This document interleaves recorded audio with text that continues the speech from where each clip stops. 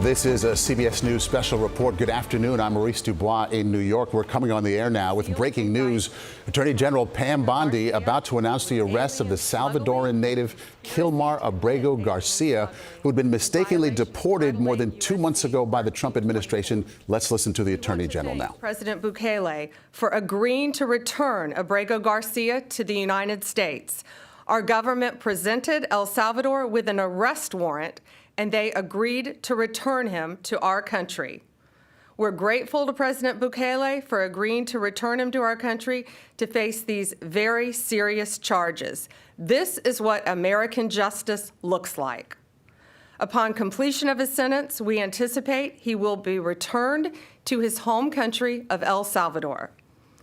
The grand jury found that over the past 9 years, Abrego Garcia has played a significant role in an alien smuggling ring. They found this was his full-time job, not a contractor. He was a smuggler of humans and children and women. He made over 100 trips, the grand jury found, smuggling people throughout our country, MS-13 members, violent gang terrorist organization members throughout our country. Thousands of illegal aliens were smuggled. This is especially disturbing because Abrego Garcia is also alleged with transporting minor children. The defendant traded the innocence of minor children for profit.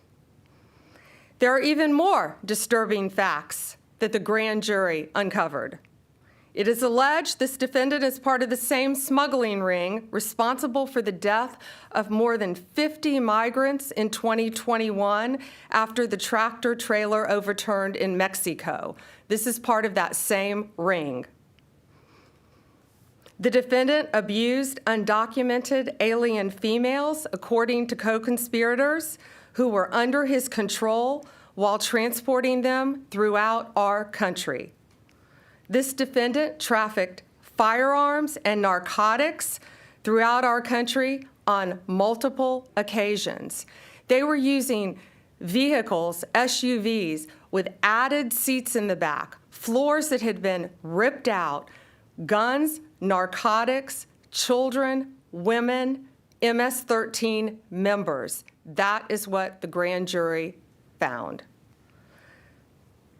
A co-conspirator alleged that the defendant solicited nude photographs and videos of a minor. A co-conspirator also alleges the defendant played a role in the murder of a rival gang member's mother. These facts demonstrate Abrego Garcia is a danger to our community. We want to thank the Department of Homeland Security, the FBI, our state and local partners, our acting U.S. Attorney Robert McGuire, and prosecutors from the Joint Task Force Vulcan. Questions? Attorney General,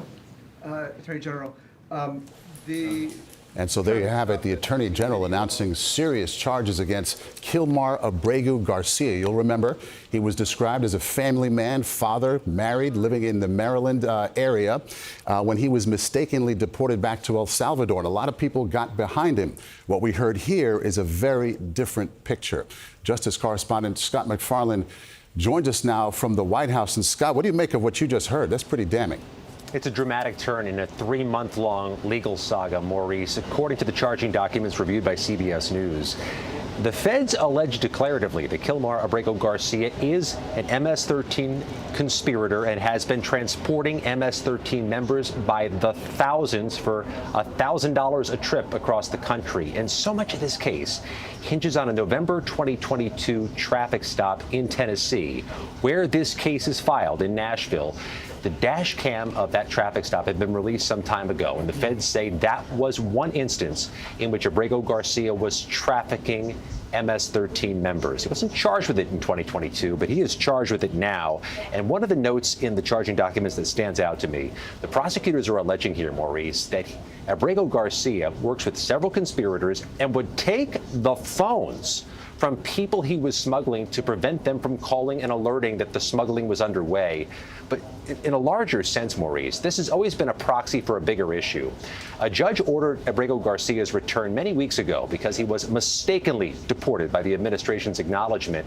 The administration said they couldn't get him back. He was in a Salvadoran detention facility. Today shows they can get him back from El Salvador to face federal criminal charges in Nashville. Okay, Scott McFarland, thank you so much. Let's go to Homeland Security correspondent Nicole Skanga.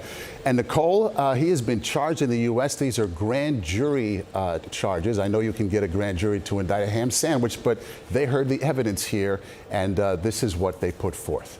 Yeah, that's exactly right. A Tennessee grand jury put forth 2 counts: conspiracy to transport aliens, that is punishable by up to 10 years in prison and additional fines, as well as count 2 here, unlawful transportation of undocumented aliens. And as for how the United States compelled El Salvador to return Kilmar Abrego Garcia, apparently the United States presented Bukele with an arrest warrant, and at that time he was returned upon completion of his sentence. Attorney General Bondi says that he will be returned to El Salvador. She also said in that press conference that smuggling was his full-time job. It's interesting looking at the court documents here that accuse him of over a 10-year span, 2016 to 2025, of undergoing this criminal operation that moved thousands who were smuggled, including minors, MS-13s, also smuggling